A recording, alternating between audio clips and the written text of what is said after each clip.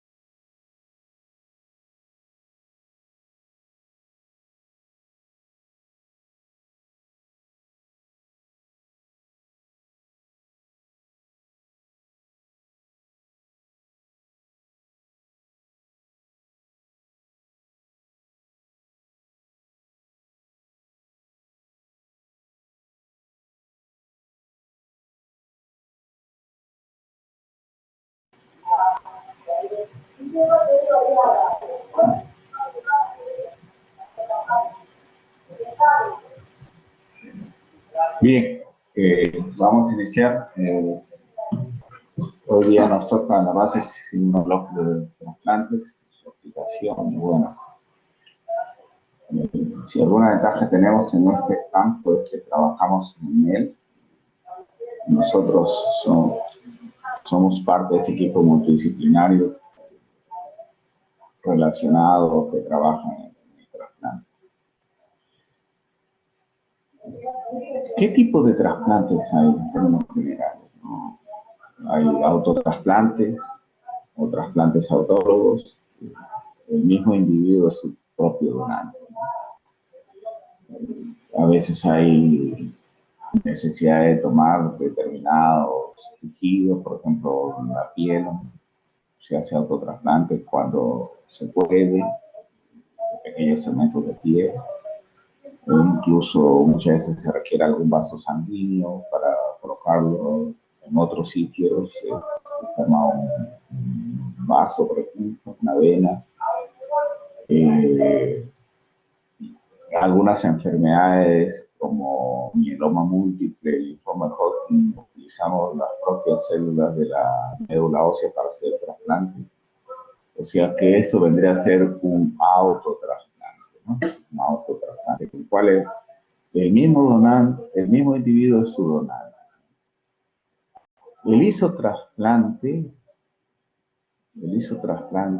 es aquel en el cual tenemos un hermano gemelo idéntico, genéticamente idénticos, eso ocurre en los gemelos idénticos, que va a ser nuestro donante, ¿no? Ha sido base importante para hacer los primeros trasplantes exitosos en la historia, porque si bien recordamos,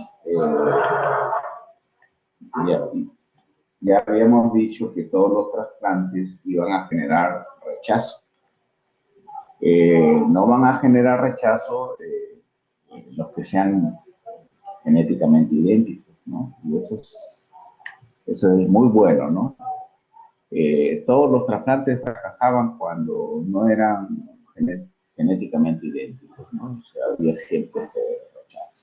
Esto ha sido parte de la historia, pero no siempre hay esos individuos, no. Cada persona no tiene un gemelo, ¿no? O sea, eso en términos prácticos es una barrera para ampliar los trasplantes. El allotrasplante son los trasplantes con otro individuo, pero de la misma especie, ¿no? De un ser humano a un ser humano, ¿no? Esos son los allotrasplantes. O trasplantes halogénicos. Y los xenotrasplantes, se pensó que algunos animales, por ejemplo el cerdo, iban a ser potencialmente unos buenos donantes, sobre todo de hígado, ¿no? En el 2011, cuando estaba eh, en Europa, vi cómo estaban ya desarmando todo este laboratorio haciendo trasplantes porque no fue exitoso, ¿no? Y era económicamente caro, ¿no?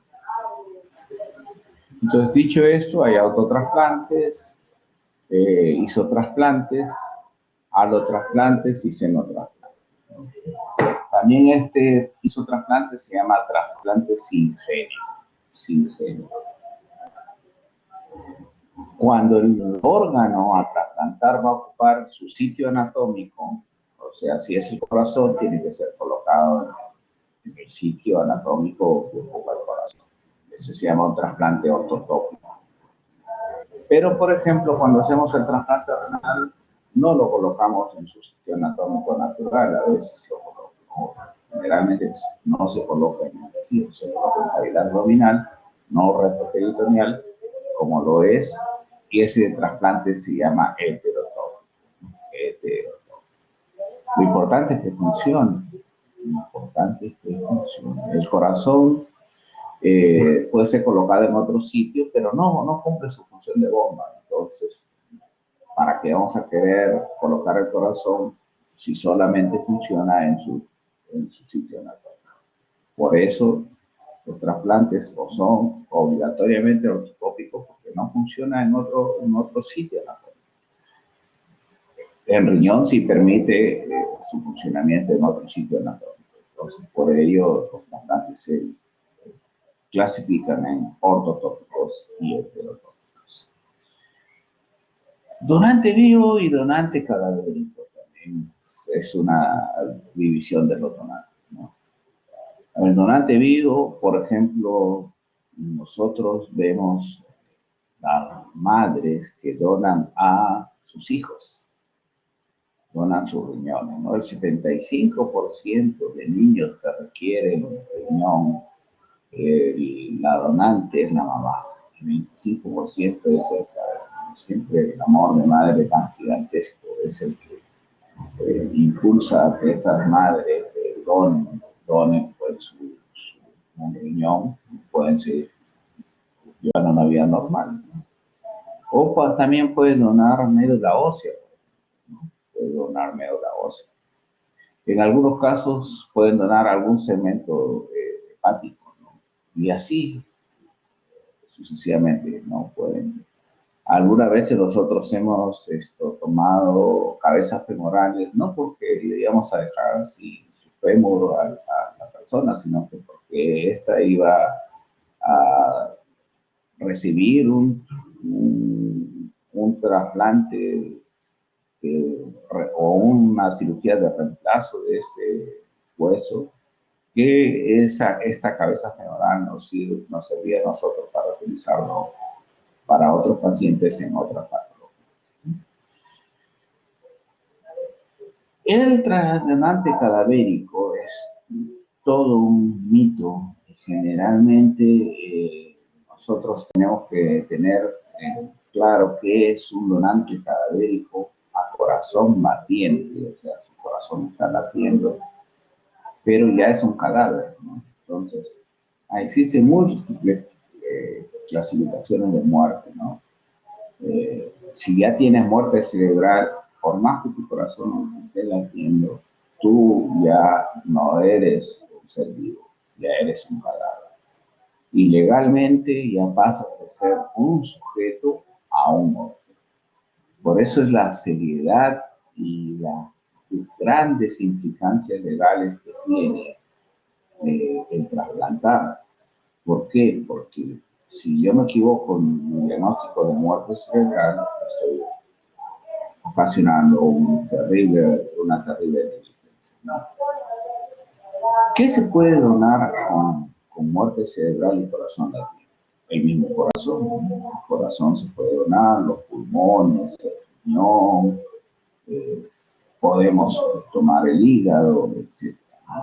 Entonces no pensemos que un donante cadavérico es aquel que fue atropellado y está ahí tirado en la pista y cubierto de papeles y que de él podemos tomar sus órganos efectivos. No, no se puede en la mayoría de casos, ¿no? En la mayoría de casos no se puede. Entonces, tiene que tomar ese paciente que tiene muerte cerebral. Muerte cerebral es para nosotros el más importante. Algunas veces el corazón está parado, pero no es buen donante para estos órganos, sino para córneas, para piel o para huesos, dependiendo del tiempo que haya transcurrido desde el momento. Entonces puede ser un donante cadavérico con corazón batiente, o sea, el corazón sigue latiendo, pero ya tiene muerte cerebral, o ya tiene muerte cerebral y también muerte cardíaca, ¿no? Muerte cardíaca. Entonces eso es importante determinar, ¿no? Con respecto a los trasplantes. Acá tenemos todo un proceso de donación. Lógicamente que tiene muerte cerebral no te va a autorizar la muerte, ¿no? Porque no puede hablar y aquí está, ya es un cadáver, ya falleció, no responde nada. No es un estado de coma, porque el estado de coma es reversible. Acá ya es un estado irreversible. Ya no puede más regresar a la vida, ¿no? La familia es quien autoriza, ese proceso de donación se comunica y ya todo un equipo multidisciplinario va para evaluar al donante, hacerle pruebas infecciosas, para hacerle pruebas de grupo sanguíneo, para ver cómo está su función renal, cómo está su función pulmonar, sus antecedentes, qué enfermedades ha tenido, etcétera. Entonces, hay todos los criterios que debe reunir el donante cadavérico para realmente, o la persona que tiene muerte encefálica, diagnóstico de muerte encefálica, para poder concretarse como donante. Y eso es muy importante. Lleva todo un equipo y hace la extracción de los órganos, etcétera, ¿no? Se hacen los registros legales correspondientes, los registros son muy serios, se hacen todo un estudio de agentes infecciosos, de grupo sanguíneo y de compatibilidad donante-receptor. Compatibilidad donante-receptor. Una vez que ya se emiten eso, se selecciona la pareja donante-receptor y ya se implanta los órganos. Todo eso es un proceso que requiere una alta sincronización. Y el amar a los trasplantes es parte importante, ¿no? Lamentablemente como país somos un país con bajísima tasa de donación. Creo que esto deberíamos ya de corregirlo, de tener nosotros, no deberíamos estar en la situación que estamos siendo solamente, superamos solamente a Bolivia como país donante en Latinoamérica.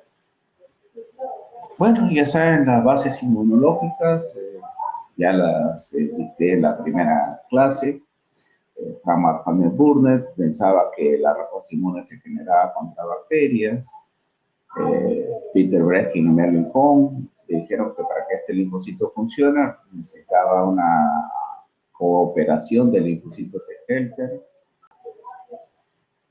La fuerte Cunningham dijeron que el linfocito T para que se active necesitaba una célula presentadora de antígeno.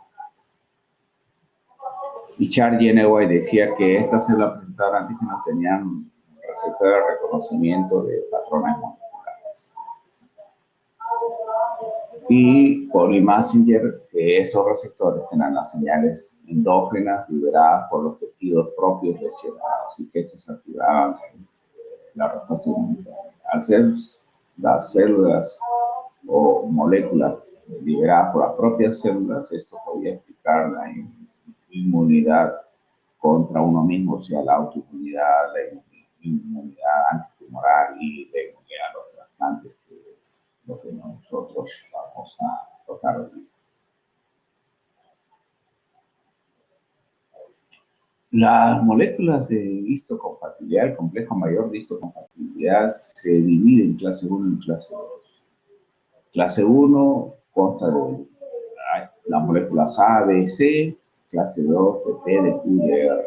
Acá hay que agregarle una D, de P, de Q, de R. Y acá hay otros conjuntos de moléculas idénticas a la superior, ¿no?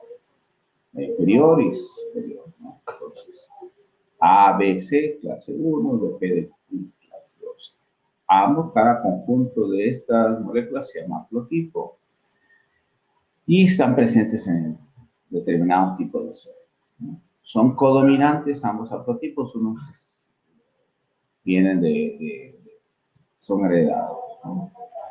Se expresan en clase 1, se expresan en células nucleadas, en diferente intensidad, y ya sabemos que quienes más se expresan son los linfocitos. Los linfocitos tienen 500.000 moléculas de histocompatibilidad menor en hígado, en riñón, en pulmones, apenas en cerebro y nada en placenta.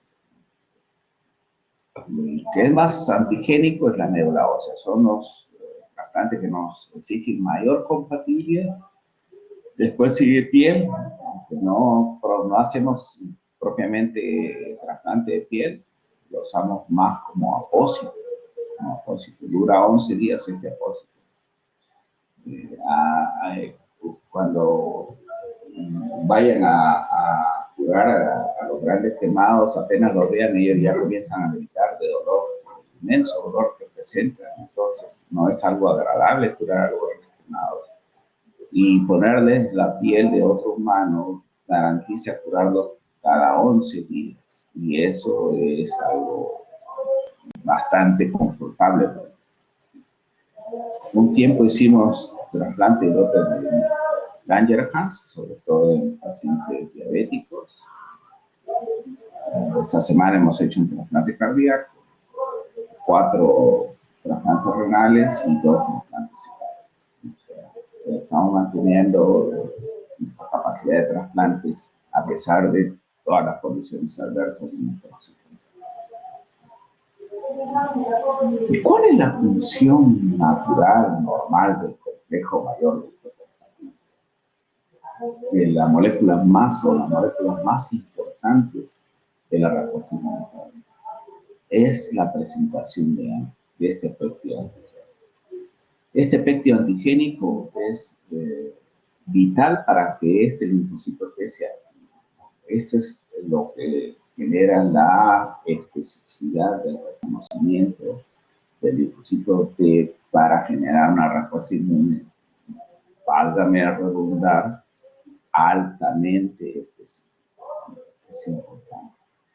Se calcula que si este tipo de células que presentan antígenos, estos receptores van a reconocer 1.000 millones de antígenos.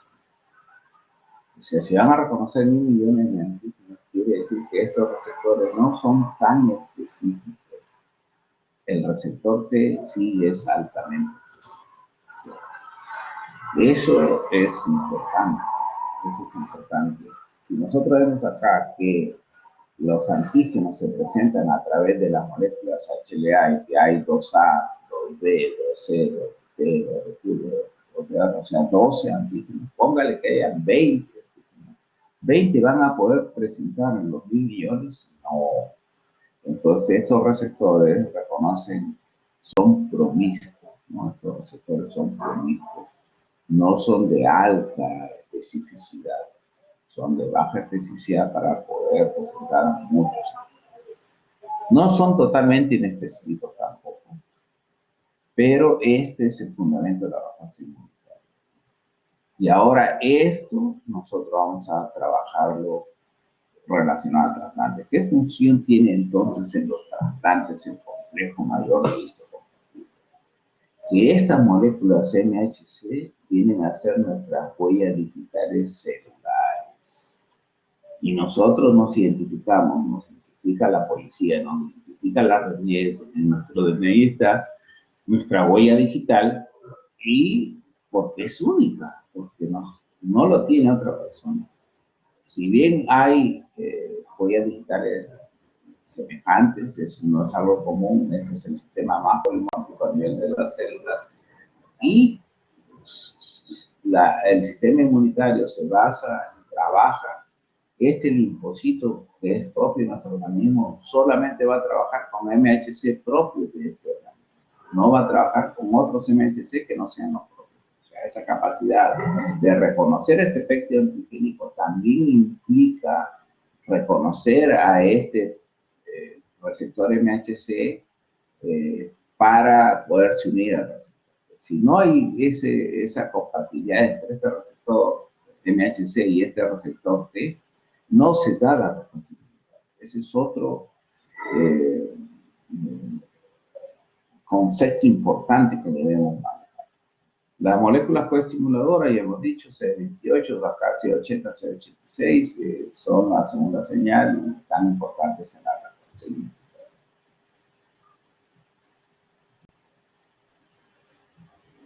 Ahí vemos, es la sinapsis inmunitaria.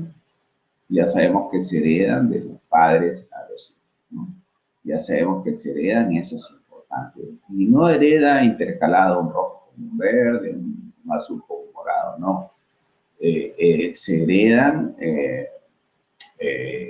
todo el conjunto, todo el conjunto rojo, que acá se llama acá, todo este rojo, o todo el verde, ¿no? Verde, verde, o todo el azul, azul, azul, o todo el morado. Existen excepciones en las cuales no sería todo el conjunto. Por ejemplo, acá este debió ser todo morado y hay un morado y un círculo azul, ¿no? Un morado y un círculo azul. Eso se denomina recombinación. No es algo frecuente. Y esto nos permite a nosotros determinar los trasplantes que ahora se hacen en progenitores hematopoyéticos, o si quiere decirlo, médula ósea o semejantes a la médula ósea, en los cuales ya se puede hacer trasplante con 50% de compatibilidad. Por ejemplo, acá tenemos el hijo 1 y el hijo 2. Estos complejos rojos son idénticos a estos rojos, son compatibles, pero este azul y este morado y este azul no son diferentes, entonces hay solo 50% de compatibilidad. Eso se llama compatibilidad haploidéntica. ¿Y qué comparten? El que heredaron del papá, porque el papá es rojo. Antígenos paternos idénticos. Muy importante, determinante en el trasplante de médula ósea. Por ejemplo, vean el hijo 1 y el hijo 3. El hijo 1 y el hijo 3 son totalmente diferentes. Aquí es rojo, acá es verde, aquí es morado, acá es azul. Pues no se puede hacer ese trasplante. Y así podemos ir analizando. Nosotros analizamos grupos familiares para determinar si esta compatibilidad es real o no. Y hay estudios tan sencillos que nos demoramos 15 minutos en hacerlo, y hay algunos tan difíciles que nos demoramos una semana en realizar. Miren, este hijo 2 y este hijo 4, a pesar de ser del mismo papá y de la misma mamá, no comparten nada. Acá es rojo, acá es verde, aquí es azul, acá es morado. Entonces, este es antígeno paterno no idéntico, antígeno materno no idéntico. ¿Cómo lo estudiamos el sistema de HLA? Por métodos de reacción antígeno-anticuerpo, métodos serológicos, o por métodos moleculares cuando estudiamos genoma del MHC, del complejo mayor de histocontrol. Este es nuestro laboratorio, este es nuestro personal, personas que trabajan constantemente haciendo estudios moleculares del código genético del sistema HLA. Acá tenemos el HLA serológico y acá nuestro personal trabajando el registro de pacientes. Todas estas funciones son importantísimas, ninguna puede ser obviada y todas tienen que trabajarse con bastante responsabilidad. Y miren, los requisitos inmunológicos para riñón, el ABO, la compatibilidad ABO es importantísima. Para corazón, también importantísima. Para hígado, algo importante. Para páncreas, muy importante. Para trasplante médula ósea, algo importante. Para córnea, no es importante. Para otros, bueno, podrías tener algo de importancia. Entonces, los trasplantes, acá vemos que tenemos que buscar que haya compatibilidad de grupo sanguíneo ABO. No estoy hablando de RH, estoy hablando de ABO. Y los anticuerpos que se generan contra estos sistemas también son importantes, no son importantes. En el sistema HLA, que es el que estoy tratando, es más importante para el trasplante de células hematopoyéticas, de progenitores hematopoyéticos, de médula ósea. ¿Qué hacemos? Siempre nosotros tenemos que trabajar y la base inmunológica de los trasplantes, ¿qué buscas? Buscan seleccionar. ¿Y qué selecciona la pareja donante-receptor? Hay un donante y tiene 2 riñones y tenemos 600 en lista de espera. ¿A quién le vamos a poner ese riñón? Las 600 personas tienen la oportunidad de recibirlo, pero tenemos que hacer estudios de compatibilidad para saber seleccionar cuál es la mejor pareja para que reciba ese trabajo. Entonces, miren, los pacientes que están con insuficiencia renal crónica están dializados, todos ellos están en diálisis y todos ellos requieren de trasplante. Miren, esa es época pre-COVID, pensar que era pre-COVID, usaban mascarilla, y miren acá personal de salud sin uso adecuado de su máscara. Estos pacientes pueden tener anticuerpos, tienen anticuerpos ABO, o pueden tener anticuerpos anti-HLA. Entonces eso es importante, esos son los que determinan. ¿Quién forma estos anticuerpos? Los linfocitos. ¿Quién produce esos anticuerpos? Los linfocitos. Acá tenemos el linfocito B1 y el linfocito B2. El B1 va a producir los ABO y el B2 va a producir los anticuerpos contra los antígenos HLA. Y esto es muy importante. Ahí lo tienen al linfocito B1, el donante tiene antígenos ABO y antígenos HLA, su corazón, sus riñones. Entonces los anticuerpos no tienen que hacer blanco, ¿no?, contra el órgano donado, porque si reaccionan ahí contra el órgano donado va a existir un rechazo que se denomina hiperagudo porque ocurre de inmediato. Esto es una catástrofe, ¿no? Que tú le estés poniendo un riñón a un paciente y en minutos esté convirtiéndose en un órgano totalmente negro, oscuro, necrosado. Entonces, cuando existe incompatibilidad o si existe incompatibilidad según los anticuerpos, y comienzan a necrosar el tejido hasta que se mueve, ¿no? Entonces el ABO es importante. ¿Y por qué el ABO, que es de los glóbulos rojos, es importante? Porque este antígeno también está presente en el endotelio, en las células endoteliales de los órganos. Por eso es importante. Si se unen ahí, generan toda una cascada y va a haber toda una gran reacción con activación del complemento y finalmente el paciente pierde su órgano porque este se ha necrosado. importante. ¿Cómo evitar esto? Porque las pruebas ABO son bastante sencillas, con una correcta tipificación ABO. ¿Qué más? Con un buen manejo de los datos. Porque hemos tenido casos en los cuales la tipificación es correcta, pero venimos a la hora que sea a hacer el trasplante, porque de madrugada, etcétera, etcétera. No estamos un poco de sueño, no estamos tan alerta y nos equivocamos de datos y una catástrofe ocurre. Hay un fenómeno que es llamativo, más de orden. Mire, tenemos anticuerpos Santiago, que si es contra este corazón y le cae estos anticuerpos que son flechas,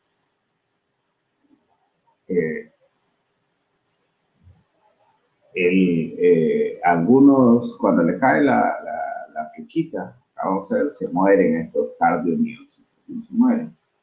Bueno, va a haber rechazo. Pero ¿qué pasa cuando el órgano trasplantado sigue funcionando a pesar de una gran cantidad de anticuerpos? Y no le pasa nada, está feliz a pesar de los anticuerpos. Ha ocurrido un fenómeno que se llama antiacomodación, que el órgano no se ve afectado a pesar que haya trasplantes. Eso no sabemos cuándo va a ocurrir, por eso es que nosotros no nos arriesgamos a trasplantar cuando hay anticuerpos. No nos arriesgamos. Pero parte de la historia y la literatura médica menciona este fenómeno, el fenómeno de acomodación, en el cual se puede ver. Este sí es un linfocito altamente especializado, terriblemente terrible, es bastante agresivo cuando es contra los antígenos HLA.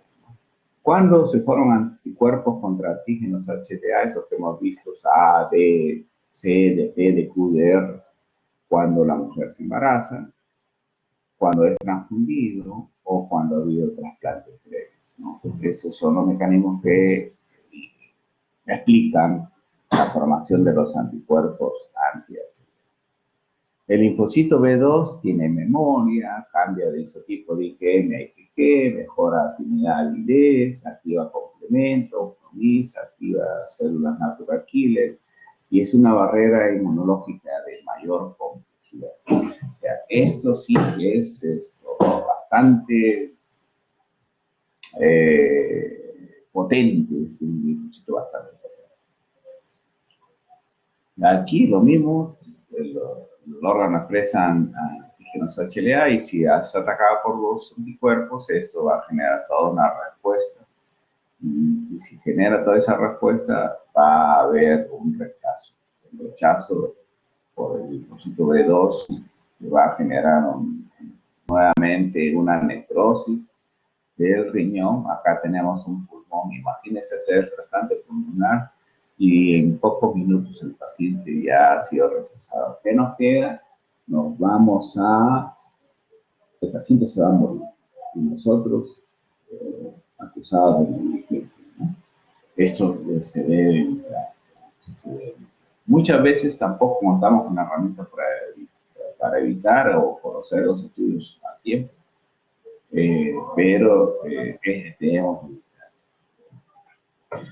¿Por qué no tenemos tiempo? Porque muchas veces, por ejemplo, el hígado se tiene que trasplantar antes de las 6 horas, el corazón también en corto tiempo, el pulmón también en corto tiempo. Entonces no tenemos tiempo suficiente para que nosotros podamos hacer las pruebas de compatibilidad, ¿no? A diferencia del riñón que dura muchas horas para nos da tiempo para hacer.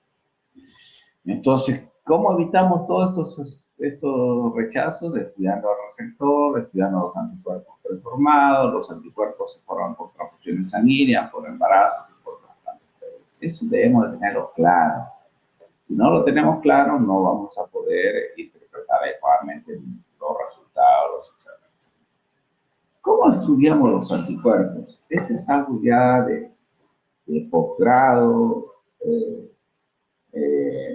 requiere bastante especialización, pero lo que nosotros vamos a simplificarlo, ¿no?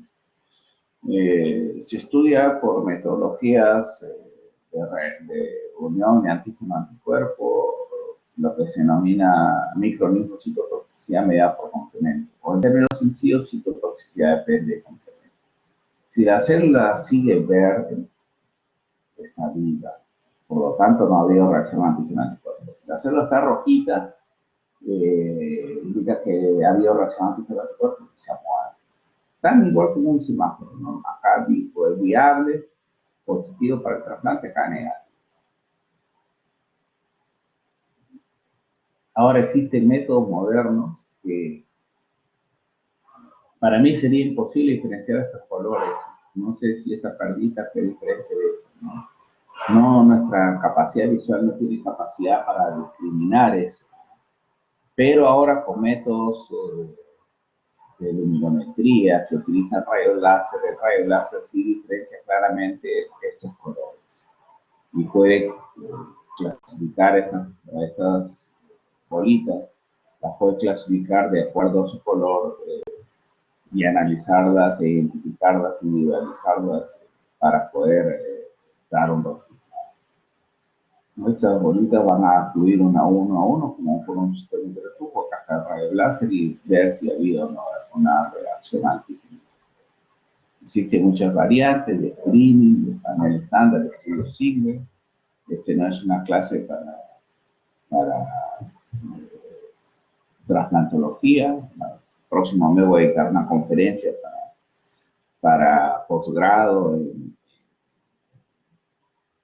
fundamentos de los trasplantes, pero son unas ideas importantes que ustedes deben llevarse, ¿no? Estudiamos los anticuerpos con metodologías de última generación.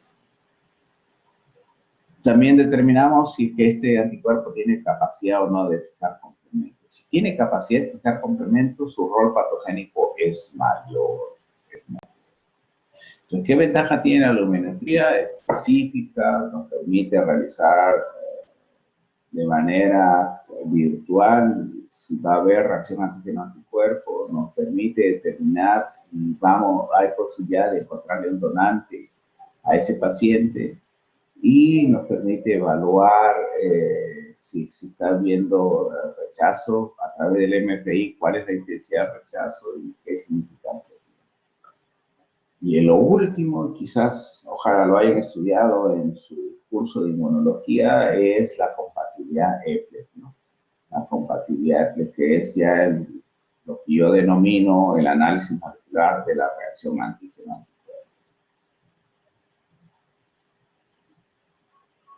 Entonces hay toda una serie de conceptos nuevos. Ya no nos quedamos solamente en el antígeno, en el epítope, en el parátope, sino también ya llegamos hasta lo que se denomina el EPLES, ¿no? El EPLES es una parte funcional del epítope, es tan pequeña que tiene importancia y son los que merecen los últimos conceptos que permiten identificar, predecir un rechazo, ¿no? Hay un epítope estructural de 700 a 900 angstrom, este es un epítope, y un epítope funcional o EPLES, que es en tamaño mucho más pequeño. Aquí tenemos de 3 a 3.5 angstrom, ¿no? Las zonas calientes, a diferencia de acá, de 700 a 900 angstrom. Esas pequeñas secuencias de residuos son importantes para predecir o para establecer o para determinar si está habiendo un rechazo mediado por anticuerpos. Lucas Noy fue quien pone en marcha este programa del HLA Matchmaker, que es toda una maravilla y todavía no terminamos de seguir aprendiendo, ¿no? Voy a seguir aprendiendo en estas regiones conformacionales tridimensionales. Si necesito un trasplante, tienes que trasplantar, ¿no? Entonces, la donación es importante, un don que nosotros debemos de aportar y Y hay donantes de todo,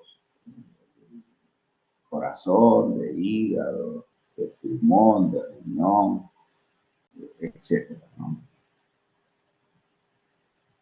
Entonces, se selecciona la pareja donante receptor en base a toda una serie de análisis que hacemos de lo que hemos hablado. También ahí interviene primero el grupo sanguíneo, la edad, la molécula HLA, cuánto tiempo lleva en lista de espera, etc.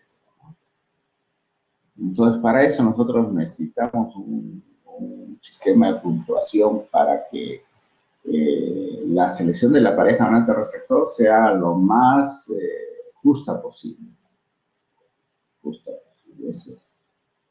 La selección no personalizada. No podemos personalizarlo, lo ponemos a una máquina. ¿Por qué lo ponemos en una máquina?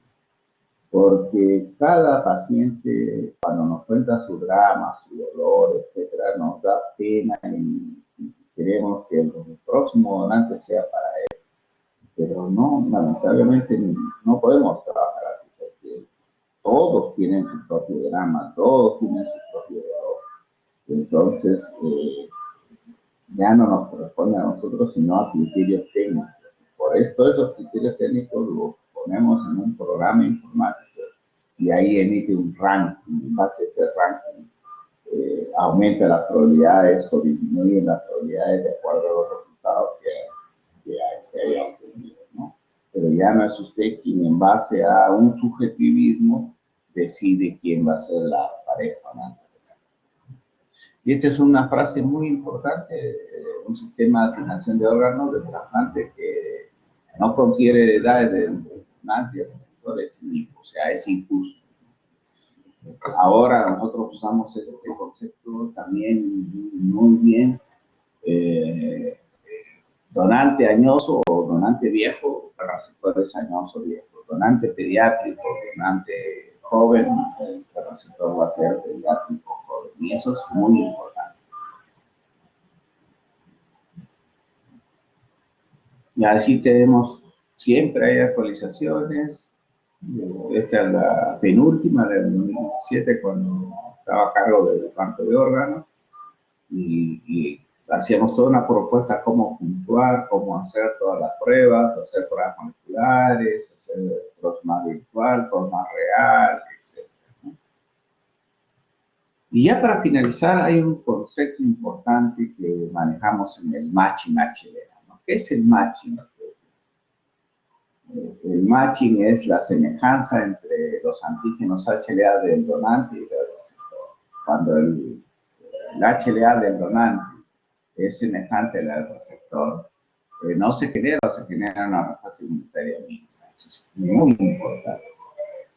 Por más que diga que son hermanos, pero son fenotípicamente muy diferentes, estos son, desde el punto de vista inmunológico, cuasi incompatibles, ¿no? Van a generar una gran respuesta inmunitaria. Cuando son parecidos, baja respuesta. Cuando son diferentes físicamente, alta respuesta. Ya habíamos definido que el sistema inmunitario reconoce formas, ahí el video de mucho hasta el cansancio, reconoce formas. Pues eso es importante. Cuando hay parecido entre el donante y el receptor de sus moléculas HLA, va a haber mayor sobrevida al enfermo, menor respuesta inmunitaria y más vida. Cuando hay mayor respuesta inmunitaria, que son diferentes, va a disminuir la sobrevida. Esto hay que tenerlo claro. Para eso hacemos los estudios de cada molécula de R, D, A y otras que ya están incorporadas, ¿no? No todas tienen el mismo peso. Mayor tiene la molécula de clase 2 y menor tiene la molécula de clase 1. De clase 2 brilla, destaca por sí sola la molécula HLA de R y la de menor importancia en el HLA de clase 1 es Z. Y miren, cuando más parecido es el donante y el receptor, miren, la sobrevida del injerto dura años. Cuando más diferencia, se acorta el tiempo.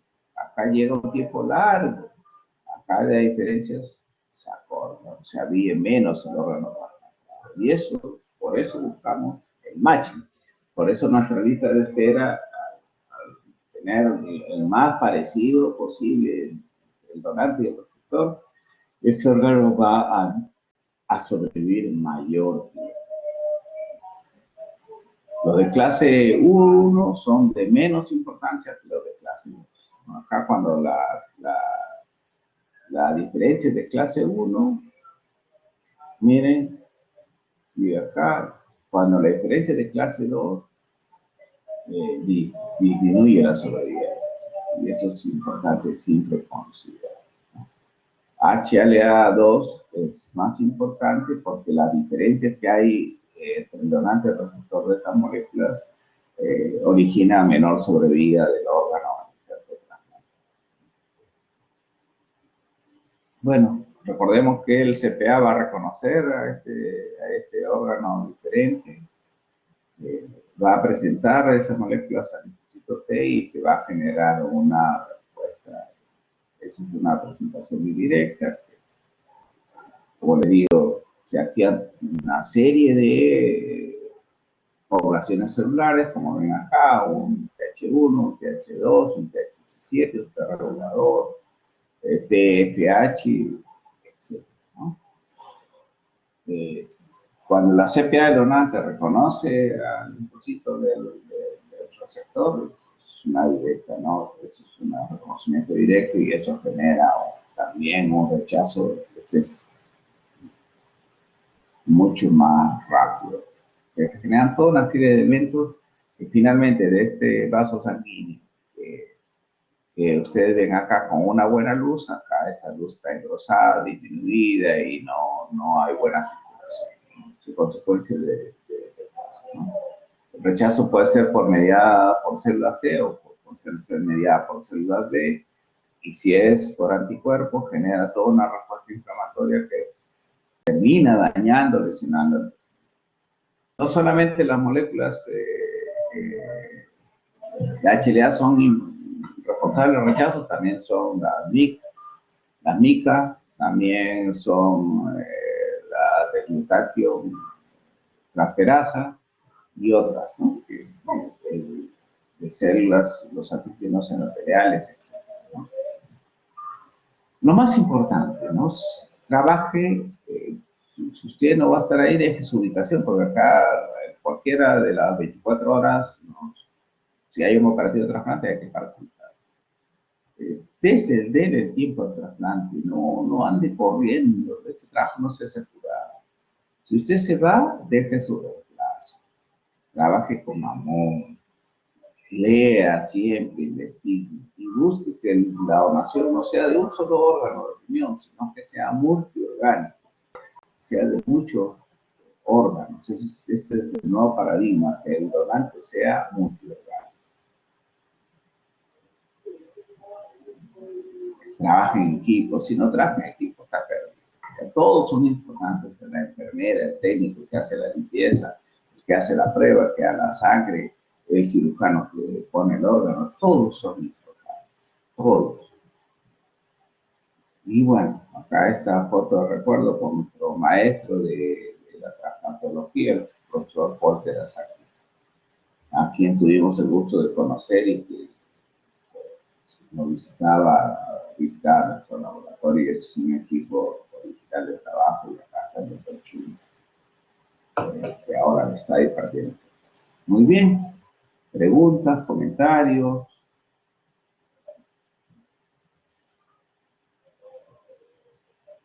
Si tuvieran alguna pregunta, ahora es las 3:30. ¿Alguna pregunta?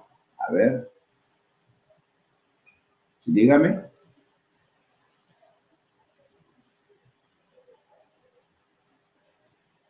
Aló.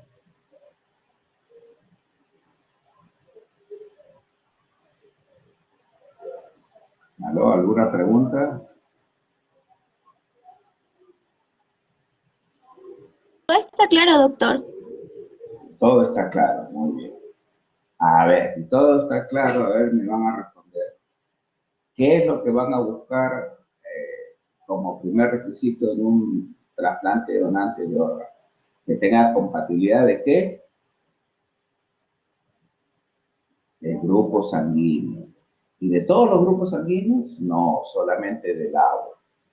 O sea, del grupo A, del grupo B, del grupo AB y del grupo O. ¿Tendrá importancia el sistema RH? No. ¿Y por qué tiene el agua importancia y el RH? No. Porque en el endotelio de los órganos se expresa los antígenos ABO y no se expresan los antígenos RH. Por eso es que no es importante identificar el RH, no es trascendental en el trasplante de órganos. Eso es un dato muy importante. ¿Qué vamos a hacer para que nuestros pacientes no tengan anticuerpos anti-HLA? No transfundirlos, no transfundirlos. Los transfundimos y pegamos el trasplante. Ya nosotros tenemos casos que ya le hacemos unos cálculos a través de sistemas informáticos y determinamos que no tienen ninguna posibilidad de tener un donante. Y recuerden que el paciente en insuficiencia renal que requiere un trasplante, si no lo recibe, se muere. Los de corazón, ¿qué pasa con el corazón? Los que no le hacemos trasplante cardíaco a tiempo también se mueren. Los de trasplante hepático también. Entonces, la necesidad de hacer trasplantes es grandísima. Y siempre debemos de comenzar por la compatibilidad A. Después, ¿a qué compatibilidad vamos? A la compatibilidad del HLA. Estos ya son estudios especializados. Ojalá que uno se dedique a la trasplantología y seguro trabajaría conmigo para poder profundizar el tema. En médula ósea, ¿qué es lo prioritario? Que haya compatibilidad HLA. Ese es el trasplante más importante de tejidos. ¿Qué exige? Que haya compatibilidad HLA. Importante, no se olviden eso. Y eso es importante, ¿no? Los trasplantes no son un evento natural. Los trasplantes son un evento de manipulación humana. El ser humano manipula eso. Entonces, eso hay que explicarlo.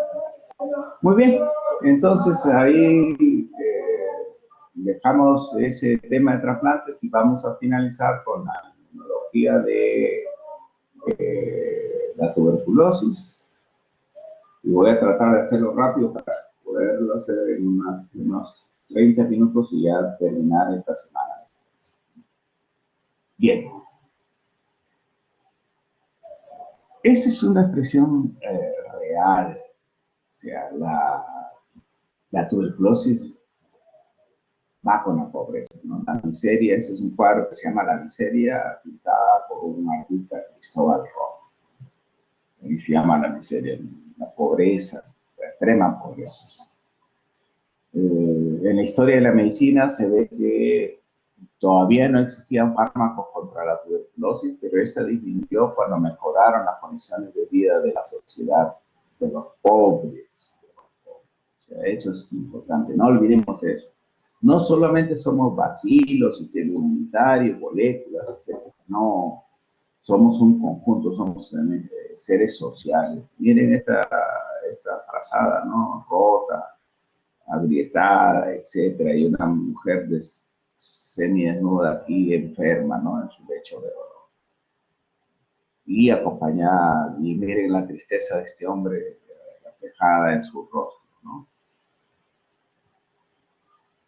¿Cómo se hacía antes el examen de los pulmones? Miren, ¿no? Ocultando. Le han ocultando a uno de sus pacientes, ¿no? A través de la ocultación directa. Oreja, piel, ¿no? Qué importante. No existía que el estetoscopio libre, que esto, otro, que me compro el más caro, etc. ¿No? Recuerden que la escuela francesa se basaba mucho en la sinología clínica. La historia comienza a hacerse grande cuando este hombre, Henry Hermann Robert Koch, en 1843-1910, médico y microbiólogo alemán, aísla, cultiva el bacilo de la tuberculosis, ¿no? un hombre trascendental, Roberto Koch. La tuberculosis es una enfermedad tan antigua como la humanidad misma. Miren ese microscopio, no era el último microscopio, ahora lo ven con cámara web, lo pueden filmar, todos. En esa época, era una joya tener esos microscopios, ¿no? Los oculares, los lentes oculares, los lentes objetivos, la platina, macrómetro, micrómetro, la fuente de luz, condensador, etcétera, ¿no? Aquellos tiempos con los cuales trabajamos con estos, ¿no? Y ellos todavía más antiguos. Acá tenemos una microfotografía del Mycobacterium tuberculosis, ¿no? Y acá de Vibrio cholera, que también fue descubierto en 1883 por Robert Koch. Estos hombres fueron importantes para poderlo observar al microscopio, ¿no? ¿Cómo lo vería esto Roberto Koch, ¿no? Porque las coloraciones fueron trabajos mancomunados de Sill con Nielsen, ¿no? Por eso viene la coloración de Sill-Nielsen. De Sill-Nielsen, el famoso BAR, ¿no? B de bacilo, A, alcohol, la otra A de ácido, alcohol, ácido, y la R resistente, los famosos BAR, ¿no? Alcohol, ácido resistente, bacilo, alcohol, ácido resistente. Y fue modificada porque esta metodología requiere calor por este hombre, ¿no? Joseph Kim. ¿Para qué? Para hacer la técnica en frío, ¿no? Y no estar ahí pasando la técnica de los dos humos clásica de la microbiología, ¿no? La coloración de Sill-Nielsen. ¿Y por qué era importante esta coloración de Sill-Nielsen y sus semejantes, no hay coloraciones semejantes? Porque el micobacterio no tiñe bien con la coloración blanca. Entonces no nos permite la acción gran identificarla, por eso tenemos que hacer una coloración especial, ¿no? Especial para poderlo ver. ¿Y cómo se ve? Se ven acá estos bacilitos, ¿no? Se ven estos bacilitos coloreados sobre un fondo azul en la coloración de Sill-Nielsen. Aquí lo mismo, en esta coloración, en la coloración de Sill-Nielsen, ¿no? Estos son los famosos bacilos alcoholáceos resistentes. Hay toda una escala de coloración. Otro dato importantísimo fue la famosa eh, vacuna de BCG, ¿no? Bacilo B, BCG, vacuna de Calmet-Guerin, ¿no? De Calmet. ¿De quién es esa? Acá está Calmet, acá está Guerin, BCG, G de Guerin, C de Calmet y G de Bacilo. Bacilo es Calmet-Guerin, BCG. Esta es una micobacteria derivada de la especie bovina, bovis, vacuno, vaca, ¿no? Entonces acá tenemos una famosa que ayuda en el sistema inmunitario para que la persona se inmunice, ¿no? Miren estos famosos tubos de aquella época, ¿no? Miren estos frascos de aquella época en que trabajaban toda esta metodología, ¿no? Para lograrlo, obtener la famosa. Después, también aparecieron los medios de cultivo, ¿no? Lowenstein, con los aportes de Jensen, ahí tenemos el famoso medio de Lowenstein-Jensen, medio de cultivo de Ogawa, mejorada por Culloch, que sirven para hacer los cultivos del micobacterio.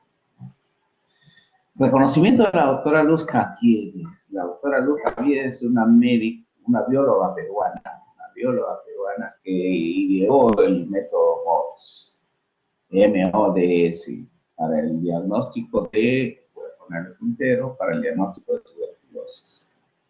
Para el diagnóstico de tuberculosis y detección de cepas multiresistentes.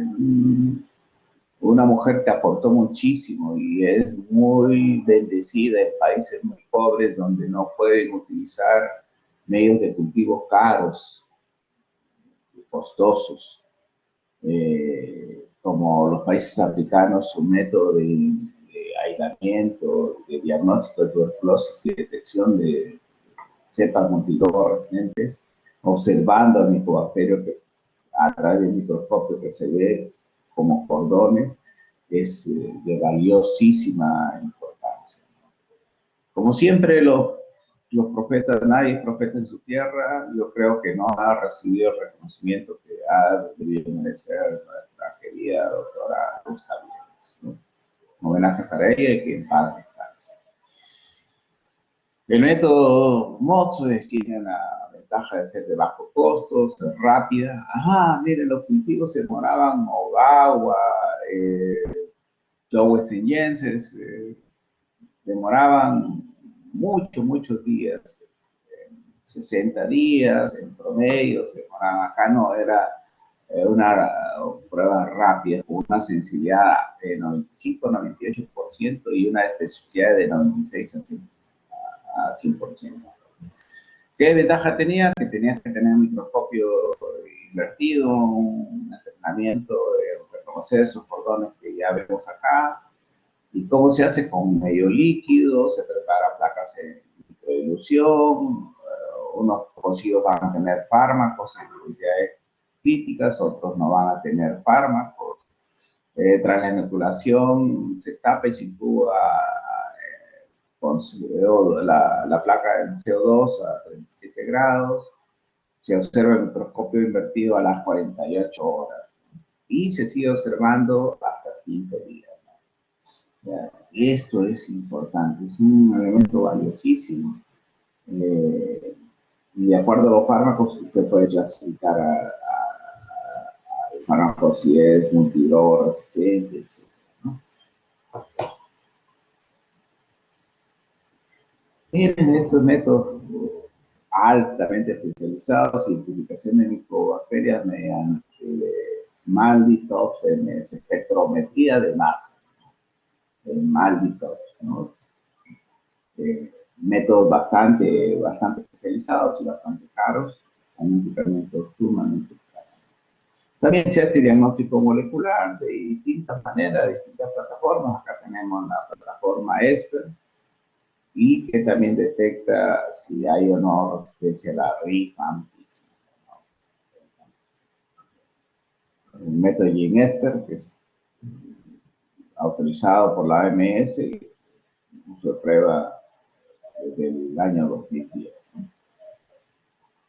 Bastante versátil, trabaja muestra por muestra. Primero si venían equipos para uno de estos, ahora para dos, después para tres, cuatro, 2, 4, 8, 16, 32. Cada vez ha ido haciéndose de mayor capacidad de esta metodología, ¿no? Importante para un diagnóstico rápido. Hay otras metodologías moleculares. Acá tenemos la metodología CLPA, la metodología Genotype. Bueno, ya hemos hablado de la línea, ¿no? En línea tenemos dos tipos, ¿no? Linolipa y Genotype. Todos los fundamentos del PCR para hacer la amplificación de esta. Y esto acá cuando vemos en línea, ¿no? Vemos cada una de esta línea, nos indica determinada reacción, detección de genes para ver si son resistentes o no a determinados. Hay también pruebas para ver si estamos sensibilizados o no. La más famosa ha sido la prueba de tuberculina, PPD, donde vemos el diámetro que tiene este PPD para poder clasificar, sobre todo importante, muchas veces en el diagnóstico de tuberculosis latente.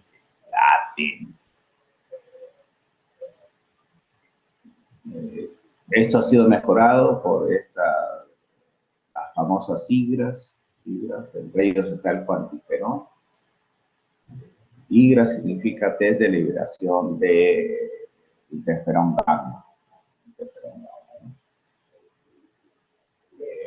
Diferencias y todo, si bien acá se ven unas marcadas diferencias, la literatura dice que generalmente son equivalentes, ¿no? Pero uno es con metodología moderna y otra es ya bastante antiguo y más barato, ¿no? ¿Cuál es el fundamento de estos sigras o de este cuantiferón? En las células del propio paciente se le pone un péptido de Mycobacterium tuberculosis.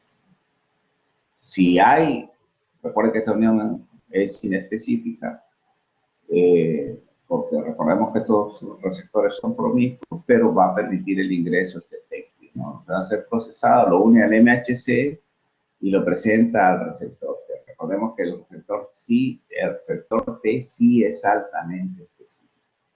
Y esta unión, el reconocimiento de este péptido tuberculoso, hace que el linfocito T libere una gran cantidad de interferón gamma, ¿no? Y al liberar este interferón gamma, nosotros podemos cuantificarlo y en base a eso decir si las células del paciente tienen células que reconocen péptidos o antígenos, si usted quiere, del bacilo tuberculoso. Ya sabemos la etiología de Mycobacterium tuberculosis, todo un complejo, ¿no? Puede ser producido también por otros integrantes del complejo Mycobacterium tuberculosis, el africano, la tuberculosis clínicamente, el Mycobacterium tuberculosis es importante. Características bacteriológicas del Mycobacterium: es un parásito estricto, no produce toxinas, tiene complejos antigénicos muy complejos, una capacidad de dividirse casi de 20 a 24 horas, o sea, se divide una vez al día, es resistente al frío, a la desecación, es sensible al calor, a la luz solar, a la radiación ultravioleta. Eso es cierto. Donde entra el sol no está el bacilo tuberculoso. Su pared le permite adhesión, penetración, persistencia en el interior de los macrófagos, activación macrofágica y liberación de citocinas, ¿no? Acá básicamente es una pared bastante compleja, compuesta por muchos derivados lipídicos, ¿no? Compuestos lipídicos. Dentro de ellos el ácido micólico, ¿no? El ser humano aparentemente está sano, asintomático, pero está infectado aproximadamente una cada 3 personas. Por lo tanto, tenemos 2.000 millones de infectados, pero no están enfermos. O sea, están infectados, pero no están enfermos. No tienen TB y el TB activa. El mecanismo de transmisión es la vía aérea. Toser genera los aerosoles, ingresa, va generando todo este complejo. A ver, vamos a verlo más en detalle. Ingresan los bacilos al alveolo. Aquí está ingresados los alveolos. Primer punto. Segundo punto, el macrófago alveolar fagocita el Mycobacterium tuberculoso y se multiplica acá los fagocitoides y comienzan a multiplicar. Tercero, destrucción del macrófago alveolar, diseminación del Mycobacterium tuberculoso, se fagocita por otros macrófagos alveolares y una respuesta local inflamatoria.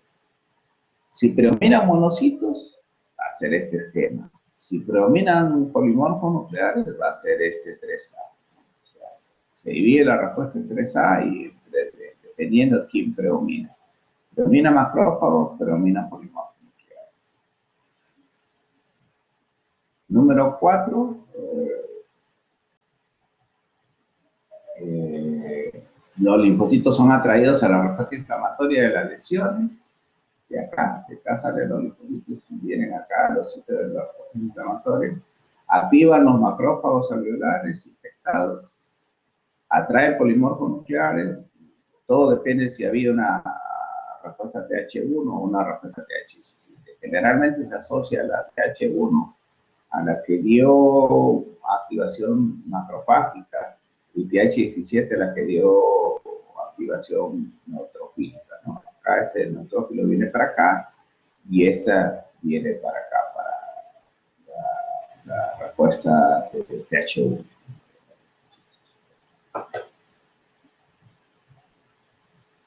En el 5A, el control de la población basilar por macrófagos espumosos, macrófagos espumosos, y en el 5B, lesiones aumentan de tamaño, progresan, ingresan polimorfos nucleares, crecen extracelularmente, nuevas lesiones periféricas, aumenta la concentración basilar, drenaje a través del fluido alveolar a nivel sistémico, y se forman nuevos vasos sanguíneos que favorecen. 6, va a haber un control sobre todo cuando sigue esta ruta H1 y va a haber un control por encapsulación. Se encapsula, no se encapsula al micrófono entre los 7. Recuerden de que esto está a nivel pulmonar, pero puede haber un drenaje gastrointestinal. Y eso es muy importante. Si hay preguntas, vamos a responderlas relacionadas a este drenaje gastrointestinal. Y 8, nuevas lesiones, nuevos aerosoles y más contacto y mayor severidad. Algunos puntos claves, miren, si el lóbulo se encuentra superior, la reproducción del miobacterio va a ser mayor. Si el lóbulo está localizado en el inferior del pulmón, en la parte inferior del pulmón, la reproducción va a ser menor. Entonces, la infección del alveolo es diferente que el lóbulo superior, por lo cual acá se van a acumular los bacilos, los macrófagos celulares, deben enfrentar una gran cantidad de bacilos y la respuesta va a estar basada en polimorfos nucleares. Contrariamente, el lóbulo inferior, el drenaje más importante, permite una mejor distribución de los bacilos y una respuesta basada en macrófagos celulares y monocitos. Miren cómo hasta la localización anatómica del agente infeccioso tiene que estar relacionada con la respuesta inmunitaria. La evolución de la infección, por ejemplo, tenemos una tuberculosis latente. En la infección inicial se generan lesiones mínimas que crecen rápidamente por acumulación de polimorfos nucleares y crecimiento extracelular de bacilos. En A, en B, posteriormente se generan lesiones hijas que sufren el mismo proceso y todas se fusionan en una gran lesión bordando el proceso necrótico. Por eso es importante detectar la tuberculosis latente. Entonces, el de mayor riesgo el que vemos es en los profesionales de salud y también entre ellos a los estudiantes de medicina. Entonces recuerden que la linfocito T helper o bien se activa, hay moléculas que inducen una activación de tuberculosis y hay moléculas que inhiben la acción, ¿no? Dependiendo de esas señales por estimuladora de activación o inhibición para el progreso de la enfermedad. Acá tienen un esquema, ¿no? Bien importante. Miren cómo cada alveolo tiene su macrófago alveolar que cumple con la función de mantener limpio esto. ¿Y por qué lo tiene que mantener limpio? Para que haya un adecuado intercambio de gaseosos, de oxígeno y CO2. Todo esto no se colapsa. Si esto progresa, invade el parénquima y va a ir formando todas estas lesiones que cada vez van a ser de mayor severidad. También tiene su expresión radiológica, un complejo de arranque, que es un complejo de Von más calcificación de ganglios auxiliares para branquiales. Y muchas gracias. Muy bien, preguntas, comentarios, aportes.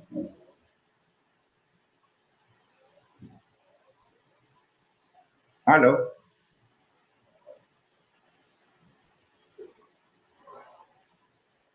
¿Alguna pregunta?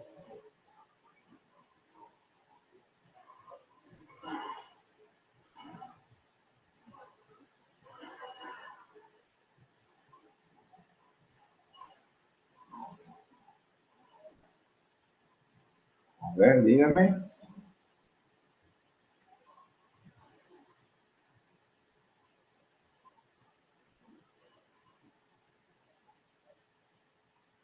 ¿Aló? Doctor. Sí, Sí, buena. doctor. Buenas tardes. Con respecto a la tuberculosis, justo lo último que mencionó de los complejos de Ranke y Gone, más o menos, ¿a cuánto tiempo de haberse infectado la persona lo vamos a poder ver? ¿Y a qué se debe? Bueno, se debe a la fisiopatología, ¿no? De la evolución. Los bacilos infectan los pulmones en pequeñas gotitas en el espacio alveolar de 5 a 10 micras, ¿cierto? Si el sistema inmunitario no elimina los bacilos que están tratando de la causa, van a proliferar estos micobacterios, van a proliferar en los macrófagos alveolares. Y ahí se meten en el macrófago alveolar. Y por diferentes mecanismos